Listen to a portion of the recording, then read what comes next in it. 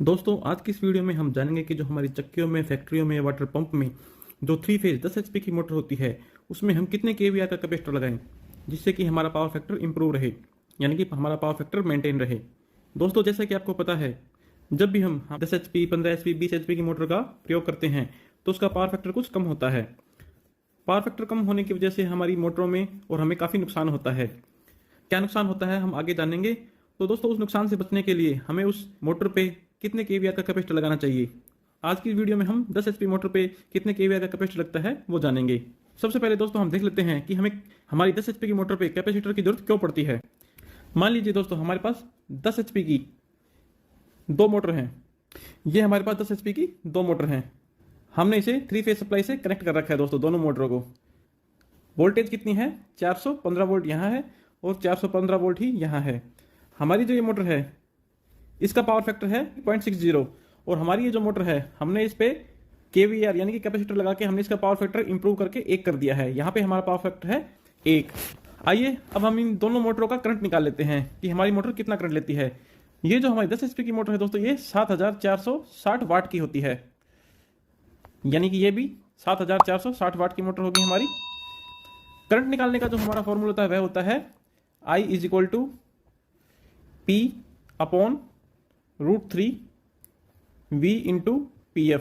ये दोनों में दोस्तों सेम ही रहता है क्योंकि हमें सेम मोटर का ही करंट निकालना है।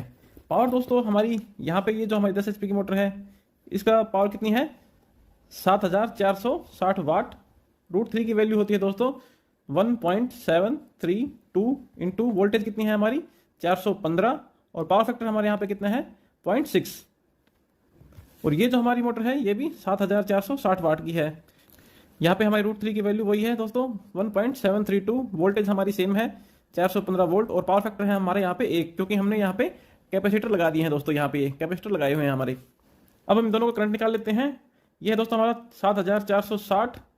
जब हम इस नीचे की वैल्यू को मल्टीप्लाई करते हैं तो हमारी वैल्यू आती है 431.26 और ये मोटर हमारी सेम वाट की है। और नीचे की वैल्यू को जब मल्टीप्लाई करते हैं तो यहाँ हमारी वैल्यू आती है 718.78। जब हम इन्हें आपस में मल्टीप्लाई करते हैं यहाँ पे दोस्तों हमारा करंट आया है 17.29 एम्पेयर और यहाँ पे हमारा करंट कितना आया है 10.37 एम्पेयर। यानी कि दोस्तों यहाँ पे हमारा करंट हाई आया है और यहाँ पे हमारा करंट कम आया है। यहाँ पे दोस्तों हमारा करंट ज़्यादा क्यों आया है क्योंकि हमारी इस मोटर में पावर फैक्टर की वैल्यू थी 0.60 और यहाँ पे हमारे जो पावर फैक्टर की वैल्यू थी वह यूनिटी यानी कि 1 थी। पावर फैक्टर दोस्तों डिफरेंट होने की वजह से यहाँ पे ये जो हमारी मोटर है ये अधिक करंट ले रही है और यहाँ पे हमने पावर फैक्टर को इंप्रूव कर दिया है। यहाँ पे हमने हमारे पावर फैक्टर को यूनिटी यानी कि 1 कर दिया है तो यहाँ पे हमारी मोटर कम करंट ले रही है। जिस भी मोटर पे हम पावर फैक्टर यानी कि कैपेसिटर लगा देते हैं तो वह मोटर हमारी कम करंट लेती है। अधिक करंट लेने से क्या होता है, जैसे कि दोस्तों हमारी ये मोटर है ये अधिक करंट ले रही है, 17 एम्पीयर का करंट ले रही है तो इसकी वाइंडिंग में भी दोस्तों ज़्यादा करंट बहेगा और इससे कि हमारी वाइंडिंग हीट होती है। जब हमारी मोटर लंबे समय तक चलती है तो हमारी मोटर हीट होने लगती है और हमारी मोटर समय से पहले ही खराब हो जाती है। दूसरी ओर जो हमारी ये मोटर है दोस्तों जब हम इसमें 10 एम्पीयर का करंट चलाएंगे तो इसमें 10 एम्पीयर का नॉर्मल करंट चलेगा, उससे हमारी वाइंडिंग पे कोई भी इफेक्ट नहीं होगा और हमारी मोटर लंबे समय तक काम करती रहेगी। ये दोस्तों डिफरेंस होता है कैपेसिटर लगाने का। अब ये जो हमारी 10 एचपी की मोटर है इस पे हम कितने केवीएआर का कैपेसिटर लगाएंगे ये हमें कैसे पता लगेगा, आइए वो भी देख लेते हैं। केवीएआर यानी कि कैपेसिटर की रेटिंग निकालने का जो हमारा फॉर्मूला होता है वह होता है √kVA² माइनस kW²। ये दोस्तों हमारा कैपेसिटर की रेटिंग निकालने का फॉर्मूला होता है kVA² माइनस kW²। यहाँ पे दोस्तों हमारे पास केवीए की जो रेटिंग है वह नहीं है तो केवी की रेटिंग निकालने के लिए जो हमारा फॉर्मूला होता है वह होता है KW upon PF। Power factor दोस्तों हमारा यहाँ पे दिया रहता है। KW की दोस्तों वैल्यू कितनी है हमारी, हमें इसके KW में चेंज करना होता है तो क्या करेंगे 7460 अपॉन इसमें 1000 से भाग दे देते हैं तो हमारी वैल्यू कितनी आएगी लगभग 7.5 हमारा KW आएगा। 7.5 अपॉन PF कितना है हमारा 0.60। जब हम इन्हें आपस में डिवाइड करते हैं तो हमारी वैल्यू कितनी आती है 9.14। ये है दोस्तों हमारा केवी आ गया है। केवी है हमारा 9.4 और केडब्ल्यू हमारा कितना था 7.5। अब हम इसे हमारे फॉर्मूला में इस वैल्यू को पुट कर देते हैं। kVAR अंडर रूट kVA कितना है दोस्तों हमारा 9.14 स्क्वायर और kW है हमारा 7.5 स्क्वायर। अब हम इन्हें सोल्व कर लेते हैं। हमारी कितनी वैल्यू आती है kVAR, ये अंडर रूट में हमारी वैल्यू आई है 83.53 माइनस 56.25।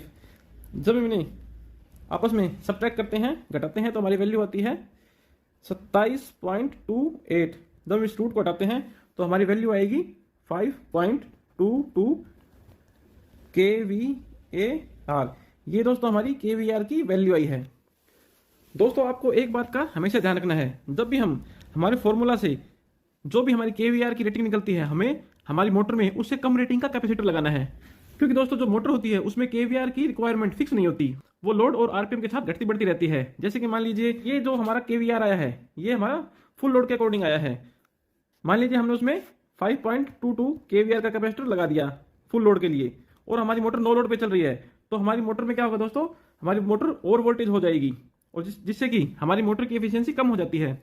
इसलिए जब भी हम हमारी मोटर पे kVAR यानी कि कैपेसिटर को लगाएंगे, तो हमारी जो कैलकुलेट करके जो वैल्यू आती है उससे कम kVAR का कैपेसिटर ही लगाएंगे। और हमें मोटर में कैपेसिटर स्टार में लगाना है या डेल्टा में, दोस्तों हमें हमारी किसी भी 3 फेज की मोटर में ये जो कैपेसिटर होता है ये हमेशा डेल्टा में लगाना होता है। दोस्तों डेल्टा में इस कैपेसिटर को लगाएंगे। हम हमारी 10 HP की मोटर में लगभग 4.5 kVAR का कैपेसिटर लगा देंगे। इसके लिए हमें 3 कैपेसिटर लेने होंगे, 1.5 kVAR, 1.5 kVAR और 1.5 kVAR।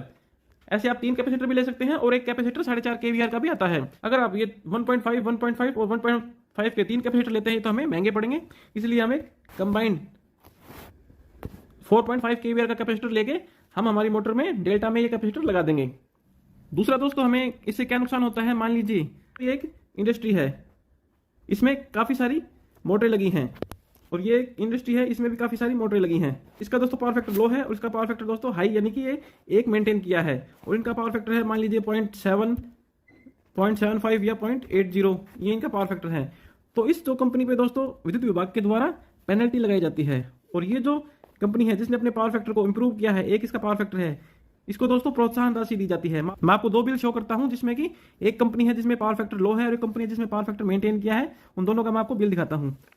ये देखिए दोस्तों, एक 80 किलोवाट का एक कनेक्शन है जिसका पावर फैक्टर 0.96 है, यानी कि इसने अपने पावर फैक्टर को मेंटेन किया है 0.966। इसमें देखिए पावर फैक्टर सरचार्ज में प्रोत्साहन राशि इसको मिली है -294 रुपए, यानी कि दोस्तों उसको प्रोत्साहन राशि मिली है। इसको बिजली बोर्ड के द्वारा 294 रुपए का सरचार्ज, यानी कि इसको प्रोत्साहन राशि दी गई है। दोस्तों अगला बिल मैं आपको शो करता हूं। ये देखिए दोस्तों, दूसरा कनेक्शन है जो कि 40 किलोवाट का है। इसमें यहाँ पे इसका पावर फैक्टर है 0.70, यानी कि इसका पावर फैक्टर 0.70 है। दोस्तों इसमें विद्युत विभाग के द्वारा कितना इस पे पावर फैक्टर सरचार्ज लगाया गया है, यहाँ पे इसके बिल में 219 रुपए का पावर फैक्टर सरचार्ज लगाया, यानी कि पेनल्टी लगी है दोस्तों एक तरह की।